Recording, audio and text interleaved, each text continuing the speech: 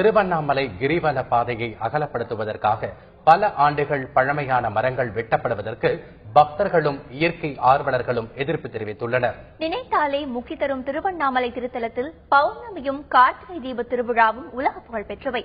பௌர்ணமி தினத்தில் 14 கிலோமீட்டர் கிரிவல பாதையில் லட்சக்கணக்கான பக்தர்கள் அண்ணாமலையாரை நினைத்து கிரிவலம் வருவது வழக்கம். இந்நிலையில் கிரிவல பாதையை விரிவாக்குவதற்காக பழமையான மரங்களை வெட்டுவதற்கு இயற்கை ஆர்வலர்கள் எதிர்ப்பு தெரிவித்துள்ளனர்.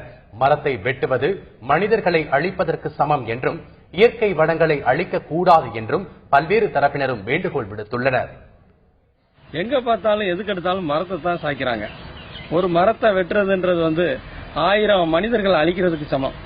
எங்க பார்த்தாலும் மரங்கள் அழிச்சிட்டு இருந்தாங்க. இப்ப திருவண்ணாமலையில சோழாச்சலம் மலைப்பகுதியில கூட சாலையை அகலப்படுத்துறோம் அப்படின்றாங்க. எங்க பார்த்தாலும் சாலையை அகலப்படுத்துறோம்னு நம்ம 100 ஆண்டுகளுக்கு முன்ன நட்ட புளிய மரம், வேப்ப மரம், ஆலமரம், அரச மரத்தை பூரா வெட்டி சாய்க்கப்படுது.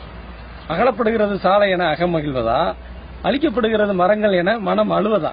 எல்லா மரங்களும் ரோட்ல அழிச்சு எல்லாத்தையும் சுருக்கி மெட்ராஸ்க்கு போறதுக்கு 2 மணி நேரம், மதுரைக்கு போறது 4 மணி நேரம் மக்கள் மாத்துறாங்க. அதன் மூலம் தங்களுடைய ஆயுசும் குறைஞ்சுகிட்டே வருது அப்படின்றது அவங்களுக்கு புரியவே இல்லை.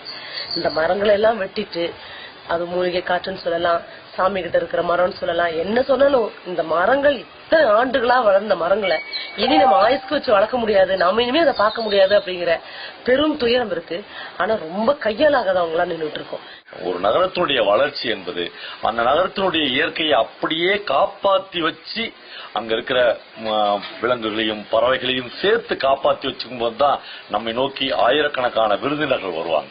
அதை கொஞ்சம் கொஞ்சமா எழுந்துணுங்கிறோமோன்ற ஒரு மிகப்பெரிய கவலை ஒரு படைப்பாளியாக என்னை அச்சுறுத்துகிறது.